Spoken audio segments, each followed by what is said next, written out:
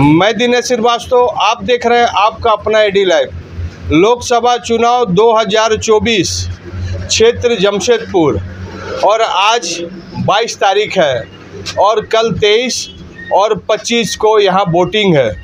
और प्रचंड गर्मी ऐसा कि आदमी अगर रोड में चले तो गिर जाएंगे, लेकिन मतदाता का वह उत्साह है कि इस बार अच्छा प्रत्याशी जरूर चुनेंगे। पूरे भारतवर्ष के जितने भी लोग हैं, जितने भी मतदाता है, उनको ज़रा सोचना चाहिए कि जो आप नेशनल पार्टी, क्षेत्रीय पार्टी, विधायक, संसद चुनते हैं, वह आपको वादा तो बड़े बड़े करते हैं, अगर वह विधानसभा और संसद भवन में अगर चल जाते हैं तो वह भूल जाते हैं कि वह जिस क्षेत्र से जीते हैं उस क्षेत्र की समस्या, और उसके बाद वही राजनीतिक होता है और वही 5 साल आपको आश्वासन मिलता है।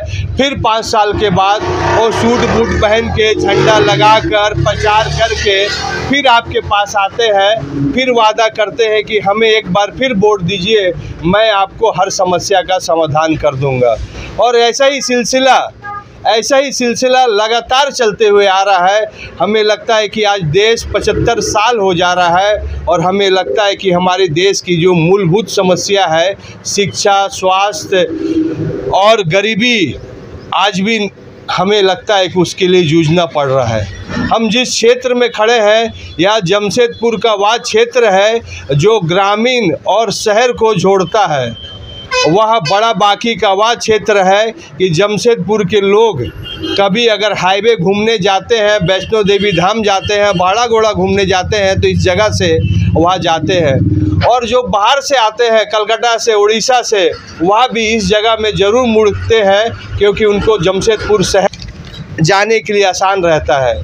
लेकिन उस हाईवे का बात करते हैं, जो नेशनल पार्टी की जो प्रत्याशी है, वह नेशनल रोड को बहुत अच्छा बना दिया हो, लेकिन ज़रा उस लोग के लिए ज़रूर बात कीजिए जो घाटशिला, चाकुलिया, बड़ा बाकी में रहते हैं। अगर अचानक उन्हें कोई एक्सीडेंट हो जाता है तो वह टीएम में जाएंगे कि एमजीएम जाएंगे, उनको संसाधन नहीं है।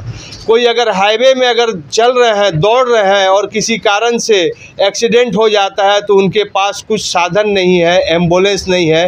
हाईवे में ज़रूर एम्बुलेंस रहता है, लेकिन उसमें ट्रामा सेंटर नहीं है। कितने लोग इस जमशेदपुर के हाईवे में देहांत हो गए, जिसकी आंकड़ा आपको कल्पना नहीं कर सकते। जमशेदपुर की कहते हैं कि स्टील सिटी, ग्रीन सिटी, लेकिन आपको दुख होगा कि इसी शहर में सबसे अधिक एक्सीडेंट देता है। लेकिन हम जिस शख्स के साथ खड़े हुए हैं, वह बहुजन महापार्टी के प्रत्याशी शेख अकरुद्दीन जी हैं, जिनका क्रमांक चुनाव चिन्ह लिफाफा चाप है। और वह उनके पास उतना पैसा नहीं है, उनके पास उतना संसाधन नहीं है। वह अपने से प्रचार भी कर रहे हैं, अपने से डोर टू डोर जा रहे हैं, और अपने समाज के लिए भी कर रहे हैं और अदर समाज के लिए भी कर रहे हैं। और इसी बीच वह डीसी ऑफिस में घाटशिला से दौड़ के जाते हैं अपने एक चीज़ का हिसाब देने के लिए। तो सोचिए उस प्रत्याशी के लिए, और जिनकी शिक्षा 5 क्लास है, लेकिन उनको जुनून है कि हम भी कुछ देश के लिए अच्छा करें, अपने समाज के लिए करें, और हम कम से कम उस नेता जैसे नहीं अपने वचन दें जो हर बार की भांति बोलते हैं कि हम आपको हर समस्या का समाधान कर देंगे।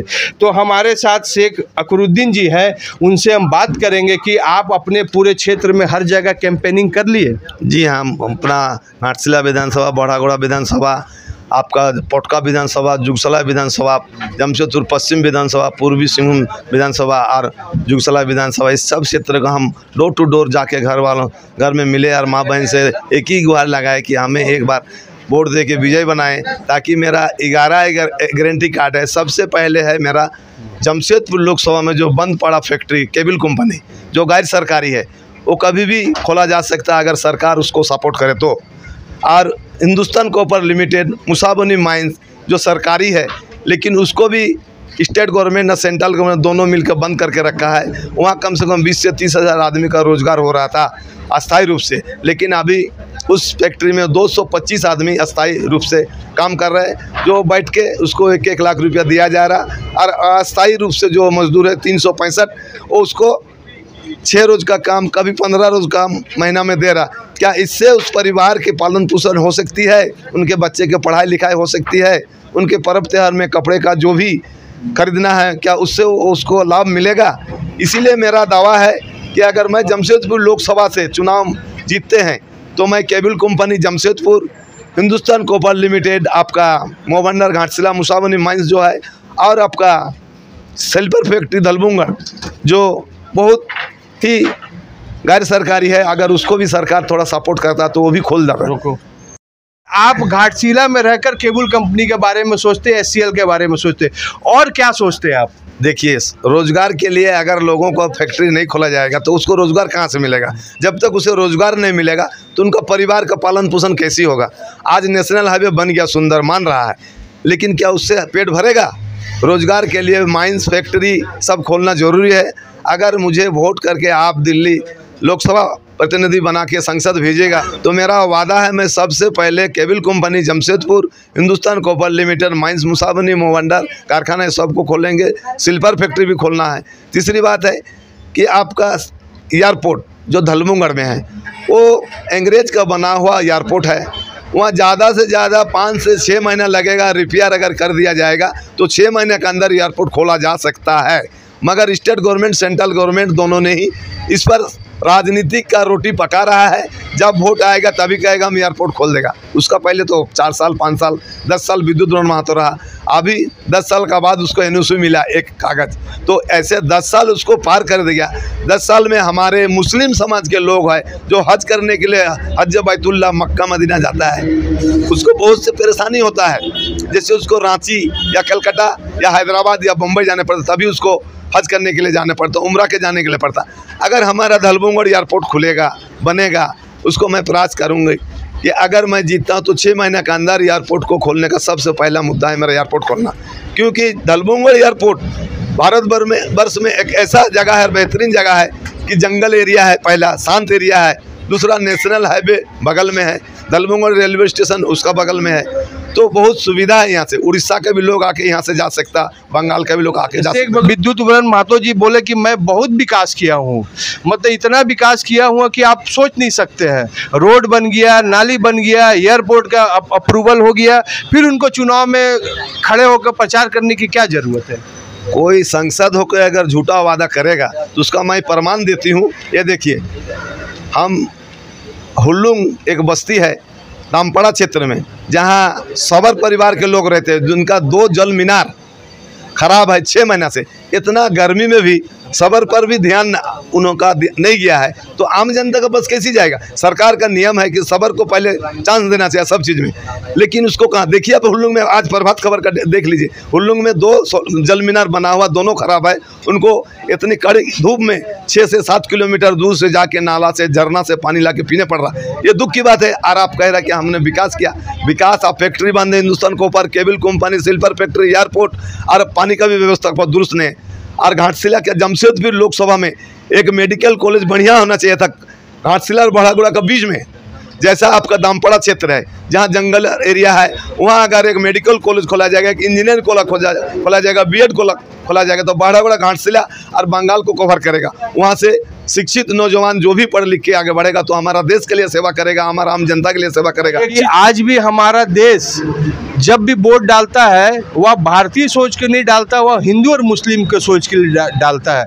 यह मानसिकता आपके ऊपर भी तो लागू होता है। देखिए, अमजद गालिब जी ने एक शायर लिखा था, हिंदू और मुसलमान की जान, कहाँ है मेरा हिंदुस्तान, मैं उसे ढूंढ रहा हूँ, कहाँ है मेरा हिंदुस्तान। इस गालिब का आप एक जो नात है इसको जरूर सुनिएगा। उसमें वही कहा है कि हिंदू और मुसलमान जब एक था तो अंग्रेजों को भगाया था, और आज भी अगर हिंदू मुसलमान एक होगा तो भारत नंबर 1 का होगा। लेकिन ये हो नहीं रहा। 80+20, कहीं हिंदू प्लस मुस्लिम, कहीं बाबरी मस्जिद, कभी राम मंदिर करते हुए लोगों को गुमराही में ले जा रहा। रोजगार का आता पता नहीं है, लेकिन राम और रहीम का नाम आ रहा है। इससे देश विकास नहीं होगा। इससे देश विकास करने के लिए रोजगार का व्यवस्था चाहिए। रोजगार में बड़ा बड़ा फैक्ट्री खोलना चाहिए। जैसे केबल कंपनी बंद पड़ा हुआ है, अगर उसमें खोलेगा तो 20,000 आदमी को तत्काल रोजगार मिलेगा। हिंदुस्तान कॉपर खोलेगा तो 30,000 मिलेगा, 50,000, सिल्वर फैक्ट्री खोलेगा तो 3,000, 53,000 आदमी तत्काल में अस्थायी रूप से परमानेंट नौकरी उसको मिलेगा।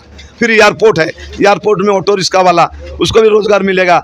लोग हमारा घाटशिला विधानसभा में जो बुरुडी डैम है और घाटशिला अनुमंडल में जो जंगल एरिया है उसको देखने के लिए टूरिस्ट कम्प्लेक्स उसको बनाया गया झारखंड में, तो वो सुंदरीकरण करना चाहिए था। लेकिन 5 साल जेएमएम सरकार और 10 साल भारतीय जनता पार्टी सरकार, क्या उस क्षेत्र के सुंदरीकरण किया? नहीं किया। लेकिन फिर भी लोग बंगाल से अब जनवरी, फरवरी, मार्च, अप्रैल तक देखिए बहुत से लोग आते हैं बुरुडी डैम देखने के लिए, पर्यटक स्थल है। उस रोड का भी अब देख लीजिएगा, जाने के टाइम फुलडुंगरी से बुरुडी जाने के लिए बहुत ख़राब रास्ता है, लोगों को दिक्कत होता है। अगर पर्यटक स्थल को बेहतरीन किया जाए, फुलडुंगरी को फूलों से सजाया जाए, जिनका नाम है फुलडुंगरी, उसको अगर फूलों से सजाया जाए तो आकर्षित होगा।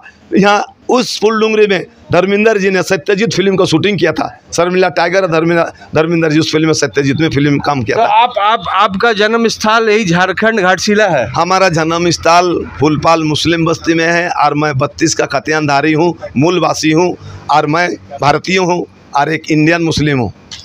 मतदाता अपनी विवेक से, अपनी बुद्धि से, जात पात से हट के जरूर वोट दीजिए, ना कि हिंदू और मुस्लिम को वोट दीजिए। यह सोच है, यही लोकतंत्र का बहुत ही खूबसूरत चेहरा है कि आप कोई प्रत्याशी अगर काम नहीं कर रहा है तो आप उस प्रत्याशी को हटाकर नया प्रत्याशी दे सकते हैं। और क्या कहना चाहते हैं? मुझे कहना है पूरा भारतवासियों से, जब पूरा भारतवासी माननीय प्रधानमंत्री श्री नरेंद्र दामोदर मोदी जी को वोट दिया, तभी वो प्रधानमंत्री नहीं था, उसका पहले चाय बेचता था। एक चाय वाला को आज देश का प्रधानमंत्री बनाया गया, तो देश का तो बहुत कुछ विकास हुआ, ऐसा बात नहीं कि नहीं हुआ। लेकिन जो फैक्ट्री बंद है उसमें कुछ नहीं किया। जैसे हमारे अल्पसंख्यक में मुस्लिम, सिख, ईसाई, जैन, वैद्य, पारसी और बही 6 कैटेगरी का लोग ओबीसी में आता है, उस पर भी कुछ विकास नहीं किया, सिर्फ गुमराही किया। 84 का दंगा देखिए, सन 1964 का दंगा देख लीजिए, भागलपुर 1979 का दंगा देख लीजिए। क्या इससे हिंदू मुस्लिम में वर्ल्ड में इफेक्ट गिरता है? अगर हम हिंदू मुस्लिम एक होकर चुनाव लड़ेंगे और एक बेहतरीन प्रदर्शी को चुन के लोकसभा में भेजेंगे, जो कुछ जाके बोल सकता, मैं आपका आवाज़ लेके संसद में जाऊंगी, आपका तरफ से बात करूंगी कि हमारा जमशेदपुर लोकसभा में जब एक चाय वाला को प्रधानमंत्री बना सकता तो एक दर्जी टेलर मास्टर को MP क्यों नहीं बना सकता? क्योंकि वो भी एक गरीब परिवार से आया हुआ है, इसीलिए उसे वोट नहीं मिलता है। और नरेंद्र मोदी जी एक अमीर परिवार से तो नहीं आया, वो भी आपका गरीब परिवार से आया, क्योंकि वो चाय बेचता था। उन्होंने खुद कहा कि मैं चाय वाला हूँ, और मैं कह रहा हूँ मैं दर्जी हूँ, मैं टेलर मास्टर हूँ, गरीबों का, अमीरों का, सबका पेंट शर्ट सब सिलाई करती हूँ। इसीलिए मुझे एक मौका दीजिए। अगर आप मुझे एक मौका दीजिएगा तो मैं आपका आवाज़ बन के दिल्ली संसद में जाके ये आवाज़ लगाऊंगा, Hindustan copper, silver factory, cable company का खोला जाए, एयरपोर्ट खोला जाए, रोजगार के लिए इसका व्यवस्था की जाए। एजुकेशन में जो भी रोजगार शिक्षित बेरोजगार नौजवान है उसको मैं 5,000 रुपये का पेंशन का मांग करूँ कि उसको 5,000 रुपया दिया जाए। सैया सेविका जो सैया है इनको 2 से 3,000 रुपया हर महीना मिलता है, दिन और रात।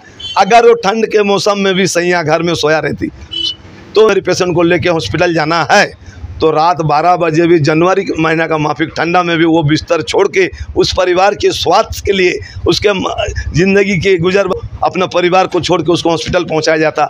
उस जैसे मजदूर को माननीय प्रधानमंत्री 2,000 रुपया स्टेट गवर्नमेंट दे रहा, उससे कम 15,000 रुपया होना चाहिए, 500 रुपया पर दिन, तभी उनको 15,000 रुपया मानदेय होगा। ये मेरा कहना है। और महिला को लिए अनुमंडल, महिला अनुमंडल बना के उसको रोजगार का व्यवस्था किया जाए। और स्वास्थ्य के लिए जमशेदपुर लोकसभा, आप घाटशिला जाके देखिए और बड़ागुड़ा में जाके देखिए, अनुमंडल हॉस्पिटल घाटशिला में अगर आपका हाइड्रोसिल ऑपरेशन करना होगा ना तो ये कहाँ बंगाल चल जाए, झारग्राम या फिर उड़ीसा चल जाए। तो हमारा विधानसभा जमशेदपुर पश्चिम स्वास्थ्य मंत्री है कांग्रेस पार्टी से, लेकिन क्या वो स्वास्थ्य के लिए बेहतरीन व्यवस्था किया है इस क्षेत्र में? पूर्वी MGM का हालत देख लिए, अगर नहीं है। अगर हम जीत के जाएंगे तो हम सबसे पहले स्वास्थ्य के लिए बेहतर डॉक्टर, बेहतर सर्जन का व्यवस्था करेंगे और रोना है। और आपका चलिए आपने वो बोला, लेकिन आप जरा सोचिए इस लोकतंत्र महापर्व में जिसकी शुरुआत महात्मा गांधी ने किया था, जब उनको अंग्रेज लोग रेल से उठाकर फेंक देते हैं और वही जुनून उनको आज राष्ट्रपिता बना दिया और आज हमारा देश आज़ाद हो गया।